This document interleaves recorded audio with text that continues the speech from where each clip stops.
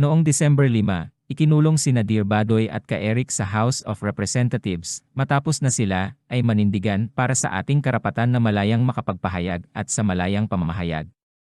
Kahanga-hanga ang tapang at tatag na ipinamalas ni Dir Badoy at Ka-Eric para ipaglaban ang ating karapatan at itaguyod ang ating saligang batas. Simbolo sila ng isang bayan na naninindigan ng tama at naninindigan para sa tama. Una nang nagpakita ng katapangan at katapatan sa bayan sina Dir Badoy at Ka-Eric bilang bahagi ng matagumpay na kampanya ng Duterte administration laban sa terorismo ng insurhensya sa ilalim ng National Task Force to End Local Communist Armed Conflict. Kinikilala natin ang mga magigiting na retired Philippine Military Academy alumni at mga dating miyembro ng Armed Forces of the Philippines na naglabas ng matapang na panawagan para sa pagpapalaya ng dalawa.